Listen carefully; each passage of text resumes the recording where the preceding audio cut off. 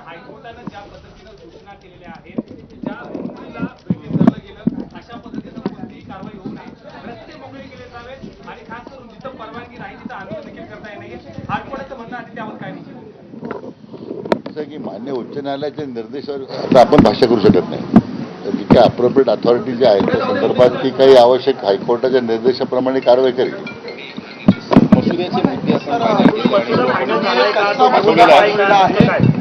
नाही, आमच्या उपसमितीने जे काही मुद्दे उपस्थित झाले होते आम्ही गेले 2-3 दिवस सातत्याने त्याच्यावर विचारविनिमय करून अंतिम मसुदा तयार केला आहे. तो अंतिम केला आहे, सगळ्यांनी मान्यता दिली त्याच्या त्या मसुद्याला आणि तो आता आम्ही घेऊन आम्ही मान्य जरंगे पाटलांना भेटणार आहोत आणि त्या बाबतीमध्ये मला असं वाटतं की काही सकारात्मक निर्णय होईल अशी अपेक्षा आहे.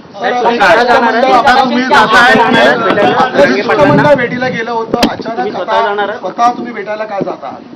नाही, असं की उपसमितीचे वतीनेच न्यायमूर्ती शिंदे साहेब जाऊन आले होते. त्याच्यातून उपस्थित केलेले मुद्दे शेवटी उपसमिती जी आहे ती मंत्रिमंडळानं एम्पॉवर केलेली समिती आहे, ती निर्णय समितीला घ्यायची होती आणि म्हणून न्यायमूर्ती शिंदे साहेबांच्या समितीने ज्या गेल्यानंतर चर्चा केल्यानंतर जे मुद्दे उपस्थित झाले त्याच्यावर समितीने गेले 2-3 दिवस मग कायदेशीर मत घेतलं. ॲडव्होकेट शिंदे साहेबांचं मत परत त्याच्यावर त्यांचीही चर्चा केली.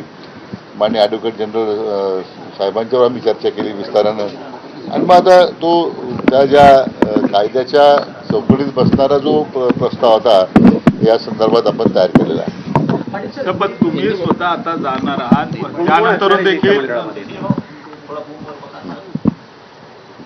कोण कोण शिष्टमंडळात असणार आहे आता तुम्ही जर भेटीला जाणार? आता माझ्या समेत आमचे समिती सदस्य शिवेंद्रराजे भोसले साहेब आहेत, माननीय जयकुमारजी आहेत, गोरे आहेत, माणिकराव कोकाटे साहेब ते जॉईन होत आहेत आम्हाला. कारण आता हे सगळ्या अचानक घडामोडी सगळ्या घडल्या आहेत. बाकी मात्र सगळे सन्माननीय मंत्रिमंडळातील सदस्य या सगळ्या प्रक्रियेमध्ये आहेत.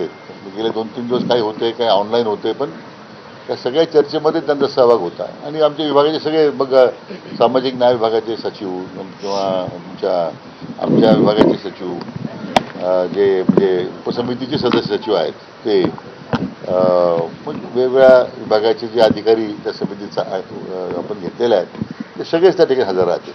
तुम्ही गेल्यानंतर नाही, मला वाटतं आपण ती चर्चा आता करण्यापेक्षा जर आम्हाला त्यांच्याशी चर्चा करू दे. मला वाटतं ती चर्चा झाल्याच्या नंतर मग तो प्रसिद्ध तो पब्लिक डोमेनमध्ये येणारच आहे.